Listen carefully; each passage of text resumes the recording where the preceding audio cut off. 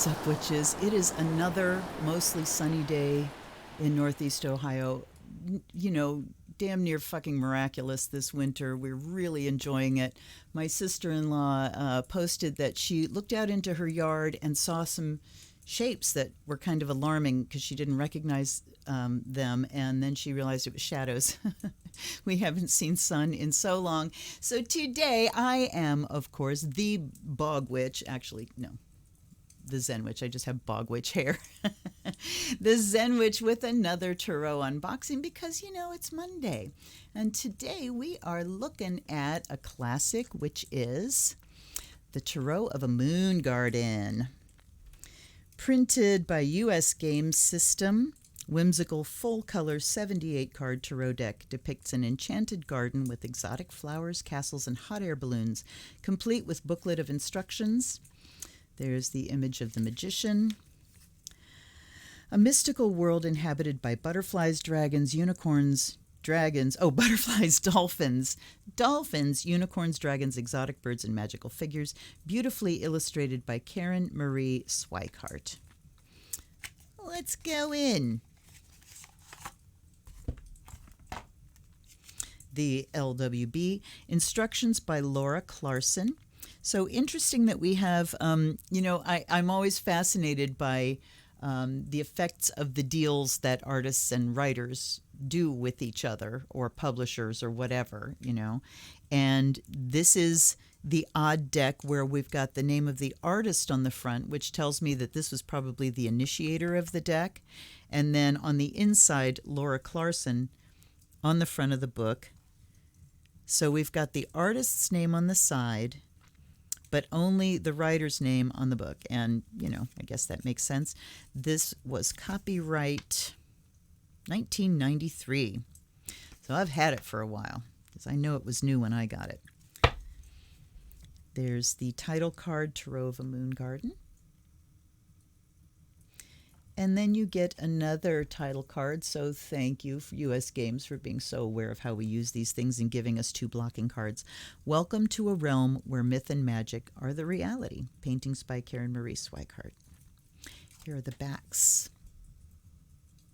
Designed so that you can have reverses and not know from the back of the card. So we've got tree trunks and a moon, and we've got some butterflies and flowers and things. Definitely a whimsical art style.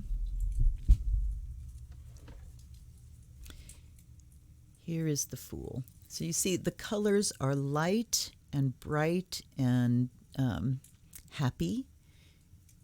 So the mood of the deck right off the rip is a very happy mood. We see the Fool with 3 legs and strange arms going on. It's hard to tell. It almost looks, it looks like they're facing in opposite directions like this. And here's the shoulders, and then we've got the face. They are holding a paintbrush. There's the doggy at the bottom, and there's the edge of the cliff. So while there has been a lot added in the form of extra legs, we have some of the standard iconography of the Fool. Here's the magician. Hello, Gandalf. We've got the tools on the table. There's a dragonfly. So some of the creatures that they mentioned we'll start looking for. And we have these beautiful borders. Here's the high priestess. She's a mermaid. And there's a dolphin in the back. We see the 2 pillars behind her and her crescent moon and a scroll, Torah. So she's the keeper of the wisdom. The Empress sitting on a cornucopia. Beautiful butterfly wings, and there's all the fruits, and she also has her feet on a crescent moon. Emperor with his ram's horns. So while we are being very whimsical and definitely a new style of art and new, reimagined in that there are different postures. She's not copying exactly the postures and things from the writer, from the, Waite Smith deck. We are still staying within the realm of standard tarot. Trudeau. What the hell? The Hierophant. Dreams of Canada. Okay, he's got keys, and you see the supplicants there, but there are the keys and his staff, the lovers, sort of embracing around a tree, and you see all these things growing around them. The Chariot is being pulled by, they're not unicorns, they look like they're just horses, but they've got these rainbow manes. And there's a yin-yang symbol. There's a crescent moon. Strength. The woman and the lion. The hermit. So you can feel, just how much an individual artist's style can change the feel of a deck, whether the images are close to the standard or not. These definitely feel lighthearted, whimsical. The Wheel of Fortune is a merry-go-round. What a great symbol!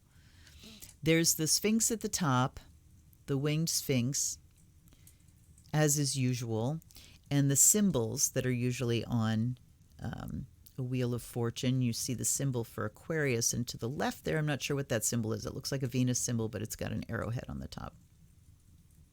But what a great thing, a merry-go-round for the Wheel of Fortune. Justice. The Hanged Man. Lots of little things to look at. Death. Death is riding a dragon.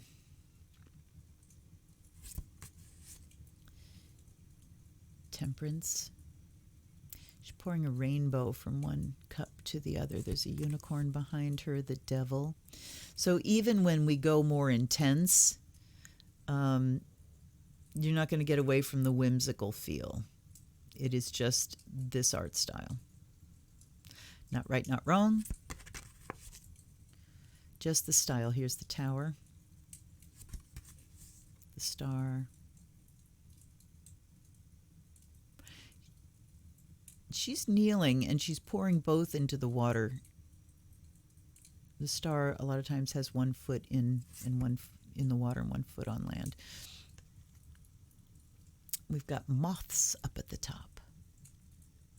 They're beautiful. So yeah, the artwork is very pleasing to look at. It's certainly a deck that you could imagine someone going, this is my deck. There's the moon.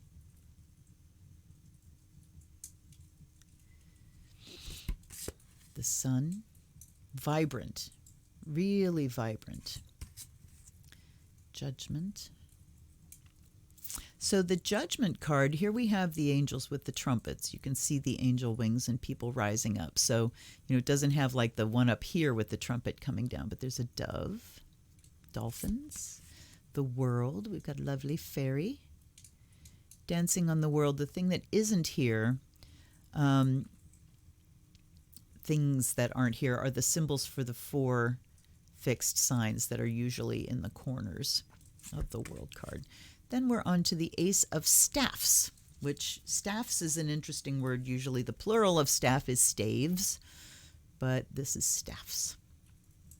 So there's the ace, the 2. And I want to point out here that the ace has a castle in the background. So right away, I'm kind of cluing in to this suit as being about achievement, getting somewhere. The 2 of staffs. So we have him holding the world. That is certainly prominent. And the trees represent the staffs, and he is looking out.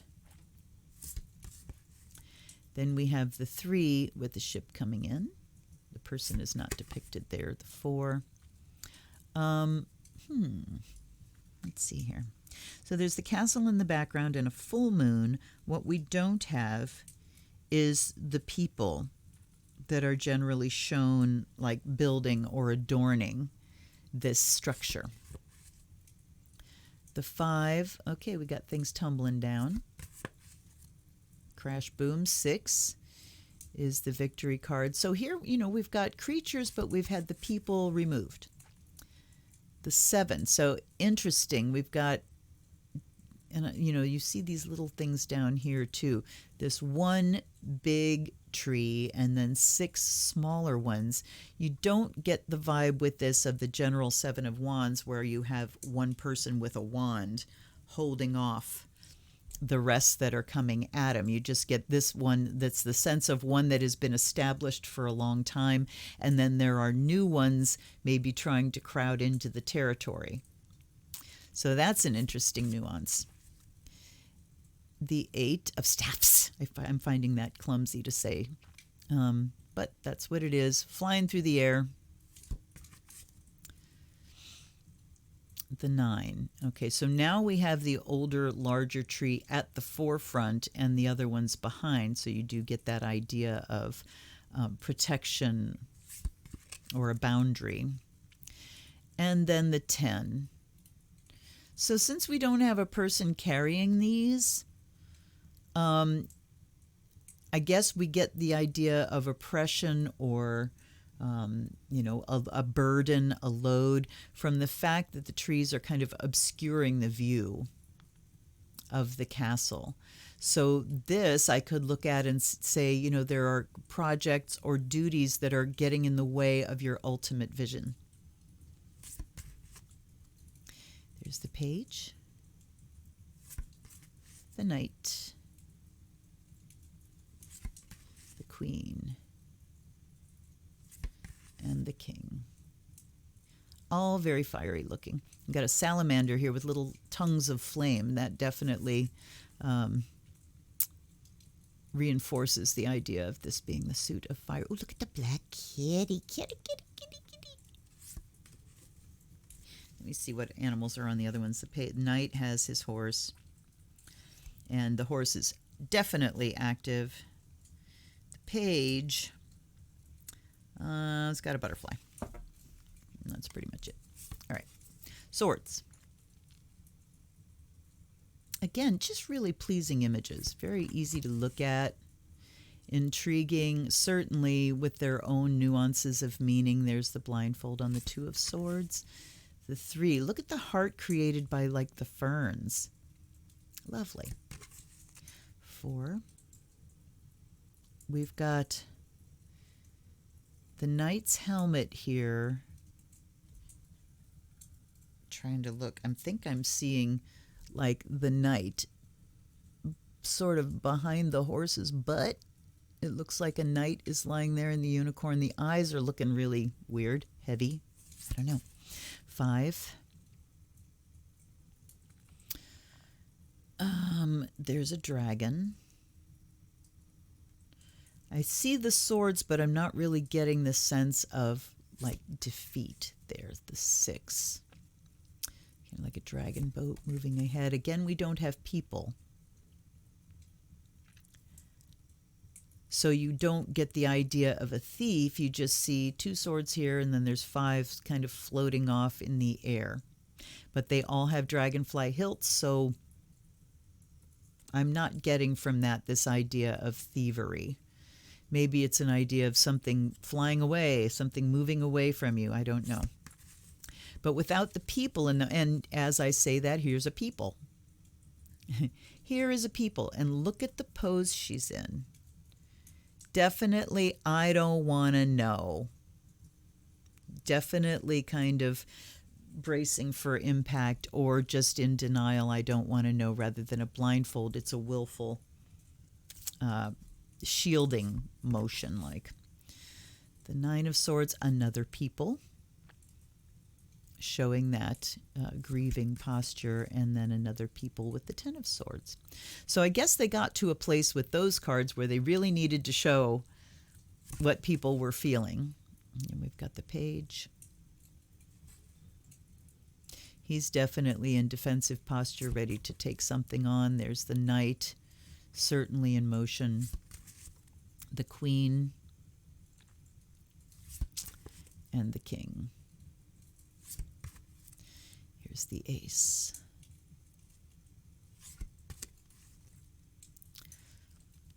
the 2, and we got the lovely butterflies together. But again, we don't have the people showing relationship. I guess we have to derive that from the butterflies. 3, we got people in the cups. That's a little odd. Looks like asparagus back there. 4.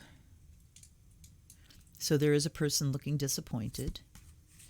There's a 5. And now I see the hot air balloon. I hadn't noticed one until now. The castle. Trying to look at where I would get the meaning from this image. You know, there's a cloud here, so castles in the air. You think about castles in the air. That is a statement of somebody with big dreams that have no foundation to them. So 5 of Cups talking about foundationless goals, or, God, words are not easy to come by today. And the hot air balloon of just, you know, things sort of taking flight, but I guess you could pull that out just, you know, as disappointment. Something not coming to fruition. Here's the 6 of Cups. Does that talk about memory and past stuff? Not really sure. 7. And these cups, again, we've got kind of the castles in the air idea of a castle built on a cloud, foundationless, but we don't have this idea of so many different ideas. 8 of Cups.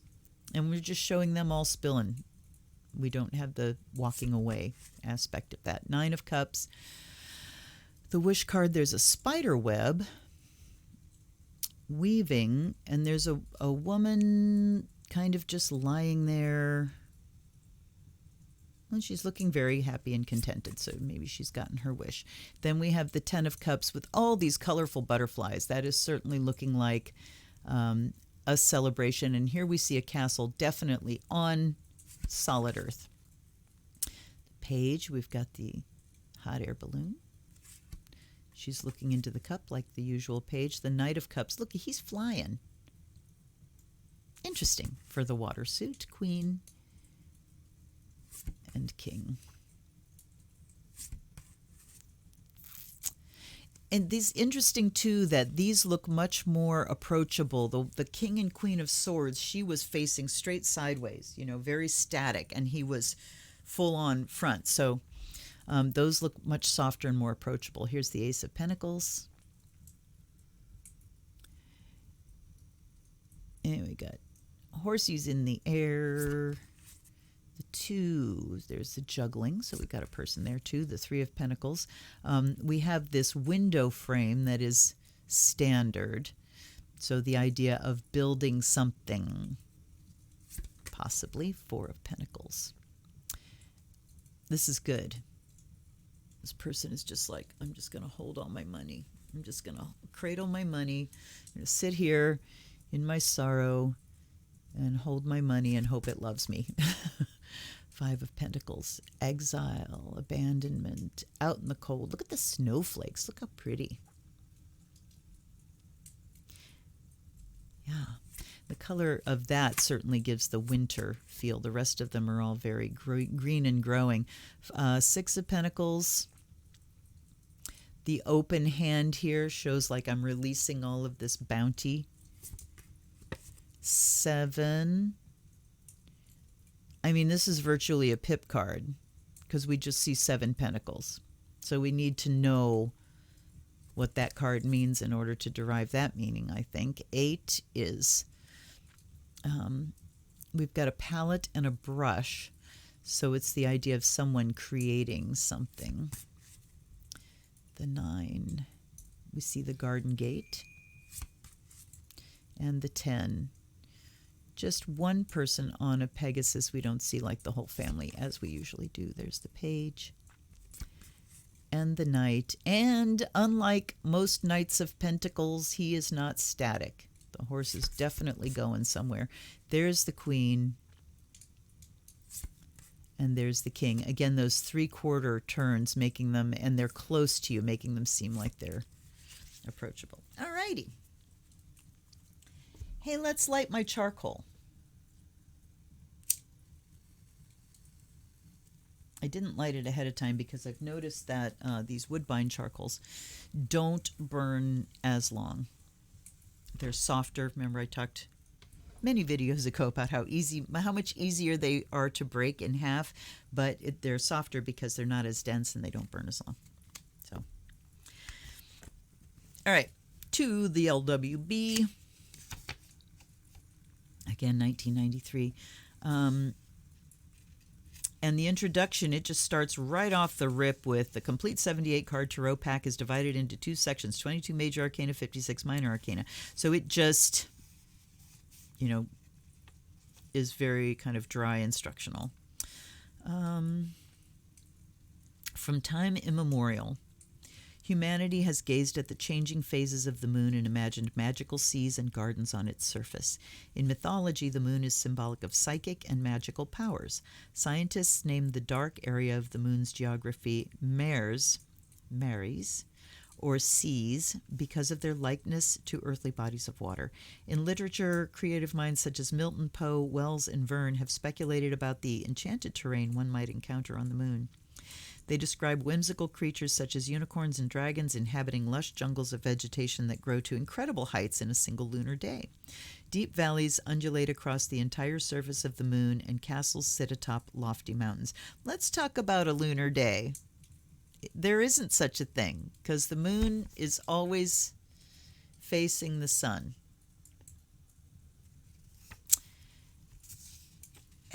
Interesting. Okay. Deep valleys undulate across the entire surface of the moon, and castles sit atop lofty mountains. Beneath this lunar Garden of Eden lies an underground world of deep, mysterious caverns where insects of iridescent colors possessing magical powers flutter among exotic lunar flowers. So that's what we're saying, that this is on the moon. And what's that crescent in the sky? The seas contain creatures ranging from serpents to dolphins, flying chariots of all descriptions, and hot air balloons are said to be used to gain access to the lunar realm. From these magical images, the whimsical symbols used in the tarot of a moon garden have emerged. The dragonfly forms the hilt of the suit of swords. Unicorns act as guides through the wonderland of the lunar landscape. But they don't really look like unicorns. They don't have like a solid horn. Dragons indicate areas for transformation and warn of temptation. All right. Butterflies hover near wild mushrooms and lush ferns in the dense lunar forests. Hot air balloons are sometimes sighted in the gardens of the moon, bringing visitors from other worlds. Castles serve as welcome hospitality to those seeking shelter. Beneficent angels and playful fairies offer guidance and camaraderie as the seeker journeys through the experiences of the major and minor arcana cards of the tarot. Dolphins inhabit the sapphire depths of the lunar seas, acting as helpful messengers for those who quest with a pure heart. The moon herself appears in many cards representing the triple goddess, maiden, mother, and crone in her waxing, full, and waning phases, using the borrowed light of the sun to shed her moonlight upon her creations. So I guess we're looking at the moon, a garden on the moon, and then we're also looking at the moon from the earth, and it's whimsical. Why does it need to make sense? It doesn't. All right, major arcana, the Fool, very straightforward, divinatory meanings, and then reverse meanings.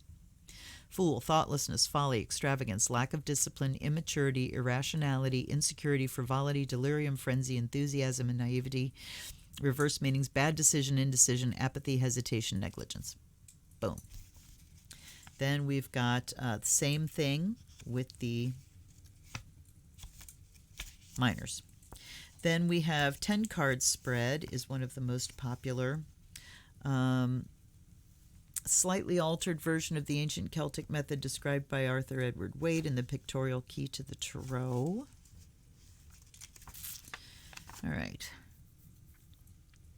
Person seeking an answer to a question is known as the questioner or querent. The questioner sits at a table opposite the diviner. Questioner should concentrate the specific question to be answered. The question is stated aloud to the diviner while the questioner shuffles the face-down deck.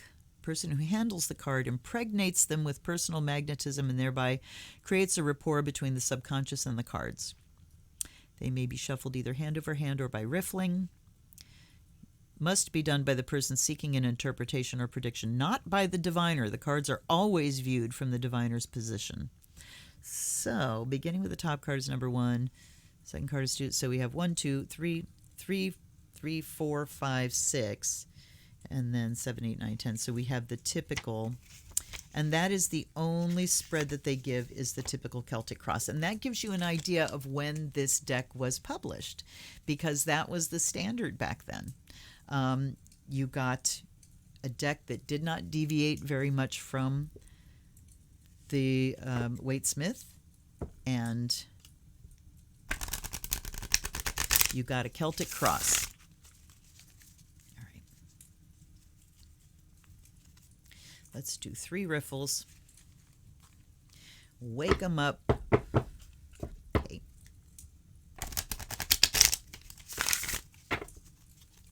I got to do these down on my lap. My shoulders are making it hard to hold things up that high right now.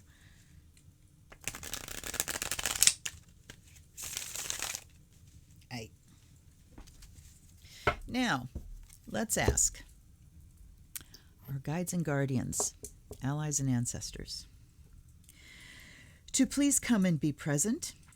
You have access to all the knowledge there is. Would you please speak through these cards and through the mind and the mouth of this reader, and bring us messages that are clear, concise, practical, and insightful.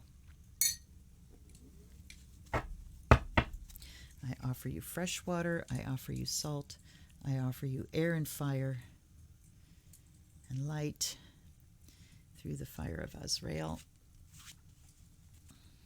And of course, these decks have been blessed long since.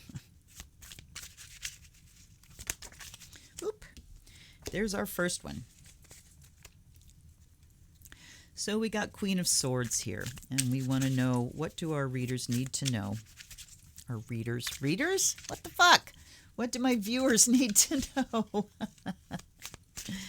in order to thrive, in our times?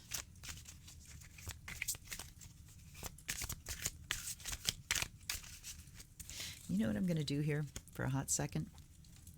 Because as I'm, amassing decks, and my collection stands at 222 right now, I am evolving my practice with them as well. And every night I'm pulling out new decks and practicing and reading.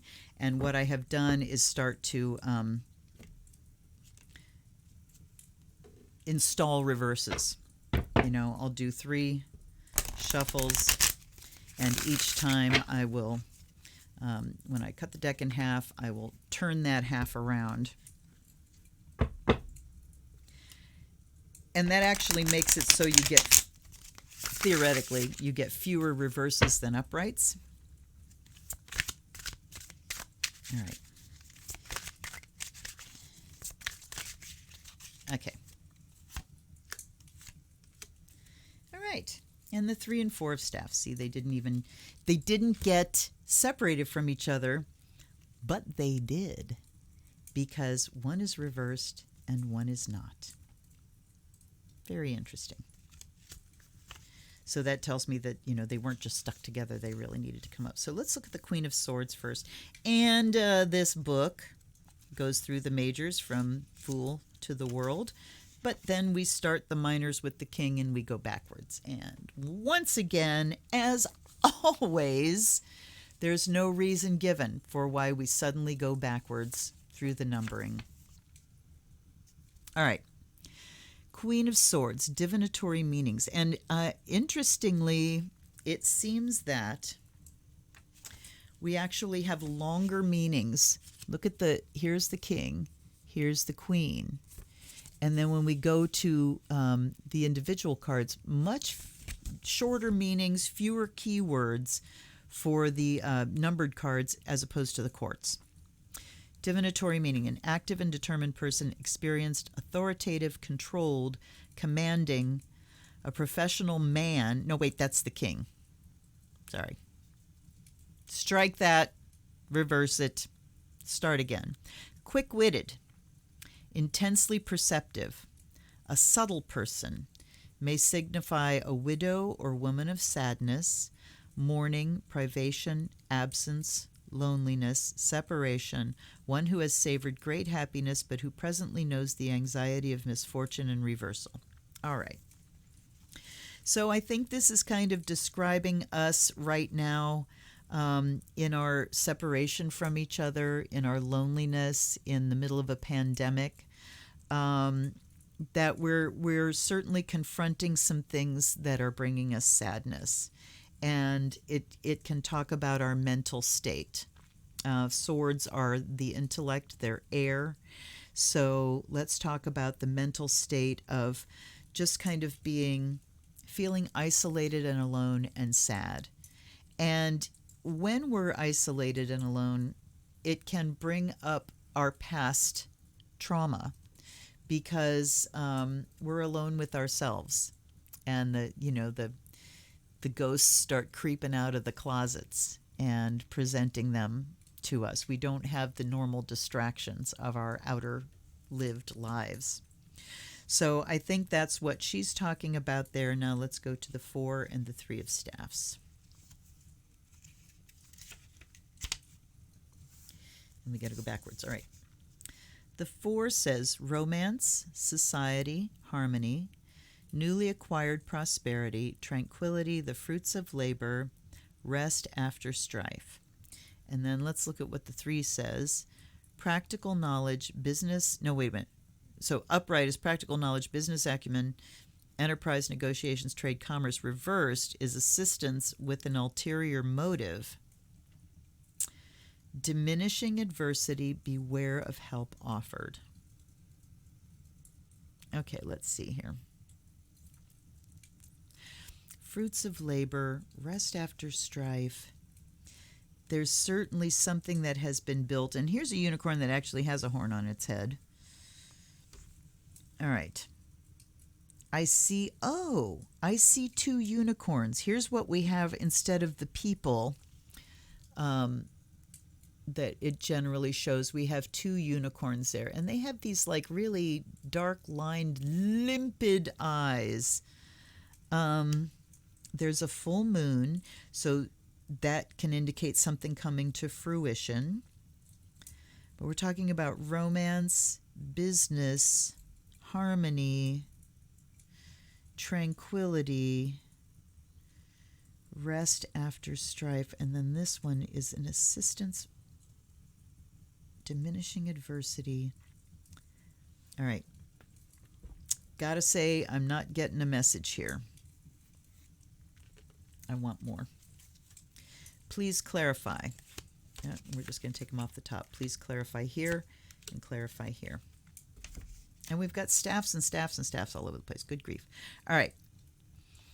So the Ace of Pentacles talks about something new, a new enterprise. Something that we have begun is coming to completion. So I think what we need to do here is look back to what we have accomplished.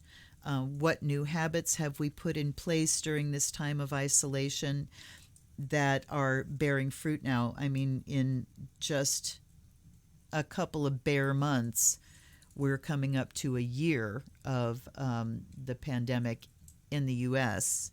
and the lockdowns beginning. And it's kind of, when I think about that, I think of, how much sooner we should have had lockdowns and protocols in place. At any rate, so in our isolation and stuff, and we're thinking about mulling over past wounds and sorrows and things, but looking to the past, okay, over this past year, what really has been accomplished? And it doesn't have to be like a business enterprise and I wrote a book and I made this gorgeous painting and, this kind of exterior achievement. Even though the Ace is of Pentacles and it is in the material, I want to look at that as habits, as what, either what projects or what habits, what is something on the practical level that was begun and that has now grown into an accomplishment, or grown into, it has borne fruit. It's grown into a structure. So I want you to do that and look at, how have I changed over this last time? And then you decide about that, whether it's good, bad, indifferent. 3 of Staffs, we had assistance with an ulterior, diminishing adversity, and beware of help offered. Then the 7 says consternation, anxiety, embarrassment, hesitancy causing losses, and perplexity. All right. So I think what this is saying is that there's just lingering stuff. Even though we have had things that started and were accomplished, those accomplishments have been kind of tainted. And the Queen of Swords is telling us that there's a lingering sadness. And let's face it, as I shoot this on January 10th, the U.S. has been through tremendous sadness. Shock and sadness, not surprise for so many of us that knew it was coming, but shock and sadness at the extremity of what we're going through. So the 3 and the 7, beware of help. See this, the beware of help offered and assistance with an ulterior motive. I don't know. I mean, diminishing adversity. I'm going to stick to that, saying that, I don't know, you guys. It's not getting clear for me. Anybody know? Anxiety, embarrassment, hesitancy. I would say that there's just a lot of holdover. Even with what we've accomplished, there's still a lot of holdover and anxiety, and we're still processing a lot. And we get death there. All right, there's the answer. That we are closing in on rapidly. We're going to hit 500,000 dead. As we're logging 4,000 deaths per day. In 10 days, that's another 40,000, And so we are rapidly going to get to the 500,000 point and pass 500,000 dead, as DC was another super spreader event.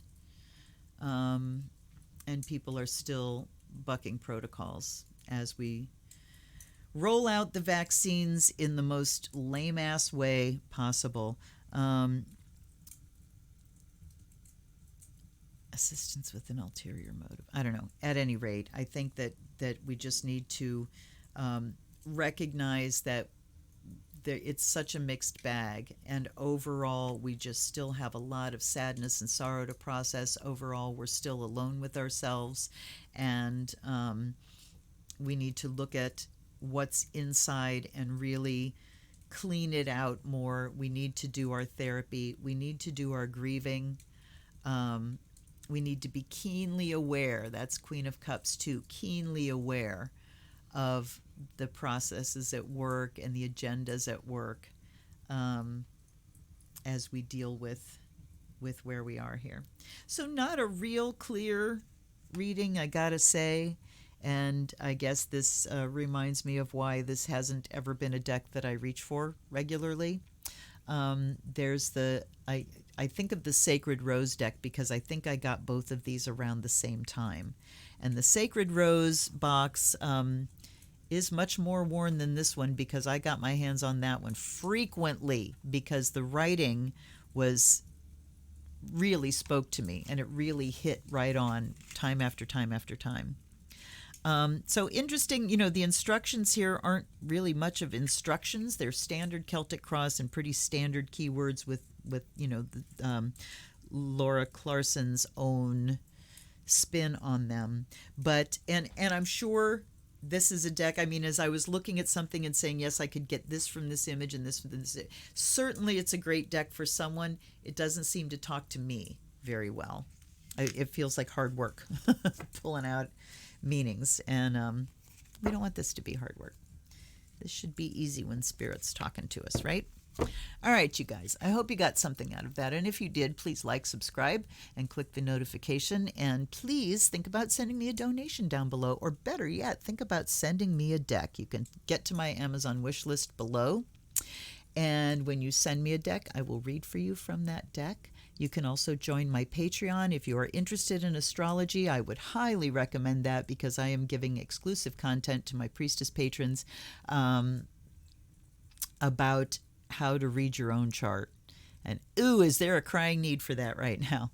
So thanks for showing up. I will be showing up for you again and again and again, and I'm glad you're there. And I will see you next time. I'll see you on Wednesday for a live and on Friday for another Oracle unboxing. And until then, stay safe, wear your masks, meditate. This is the Zen Witch. Blessed be.